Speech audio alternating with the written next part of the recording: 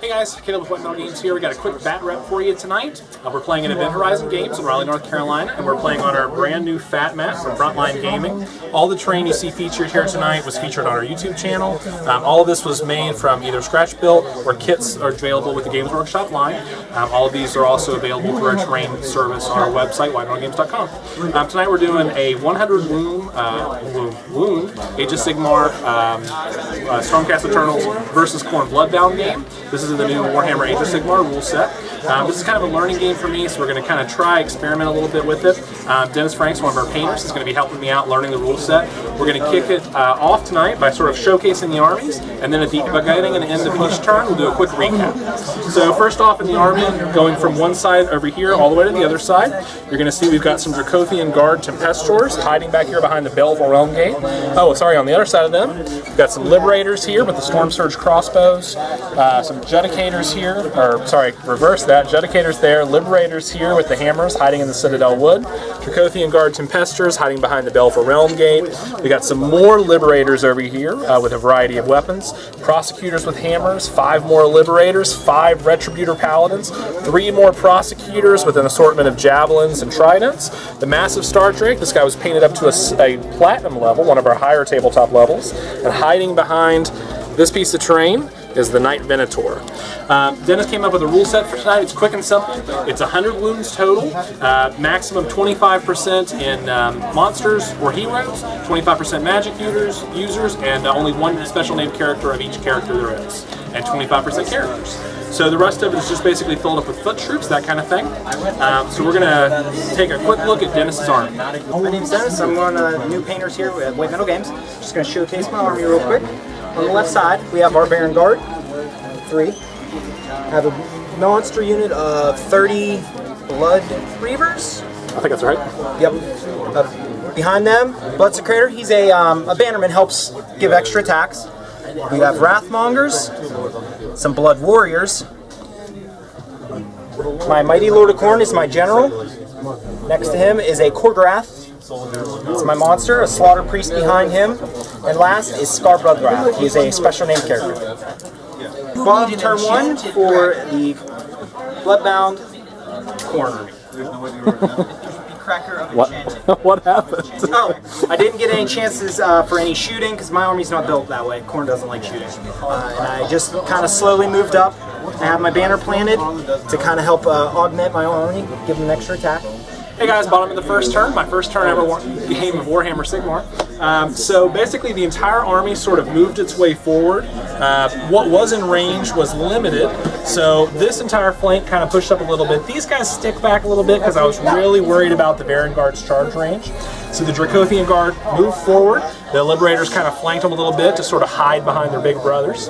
These Liberators moved forward as well. Prosecutors came forward, chucked their hammers at the Blood Warriors.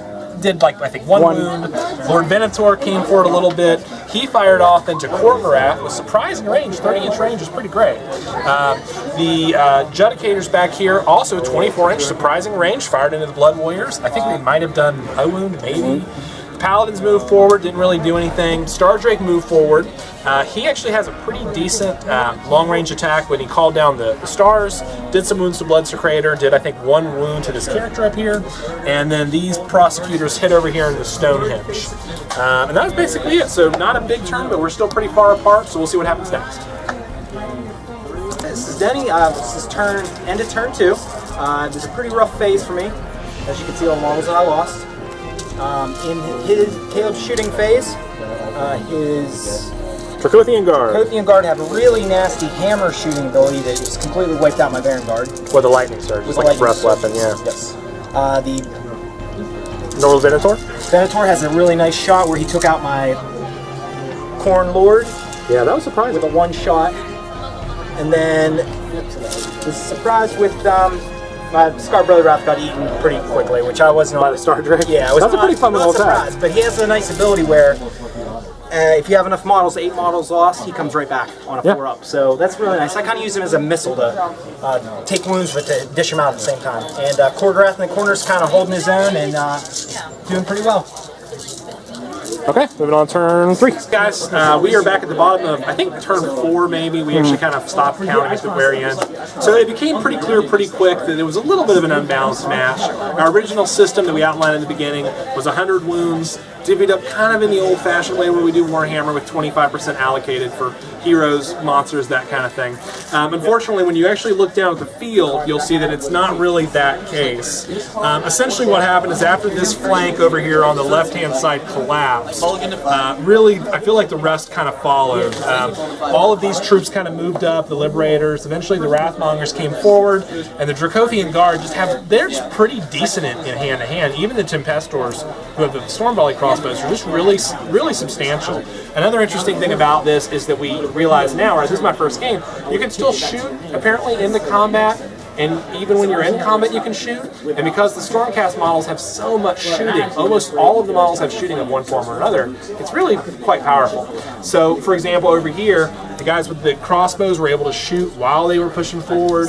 These guys were able to shoot, and their Dracos breathe fire, or lightning, so this is pretty nasty. And that has a really devastating shock. Just the shock effect is just, the mortal wound thing is devastating. So the flank collapsed over here. Over here in the center, the Blood Reavers, without their saves, they just really could not hold up against this middle ground with even just, I think it was 5 Liberators. And even that was just too much when you coupled it up with a few other units. The Paladins absolutely did nothing all game. They just moved forward. And the Prosecutors here dealt with Khorne. Really, the Star Drake was kind of like too much icing on a cake. Like, he dealt with the character over there, Bloodwrath, moved forward, took on the Priest, and kind of mopped that up too. So while this was a really fun game, it was a great learning experience, I definitely think there's a huge need for a point-based system in Warhammer Age of Sigmar. But that's it for now. Stay tuned to our channel on YouTube, to this channel, for more battle reports in the near future. Until next time, put your minis where your mouth is.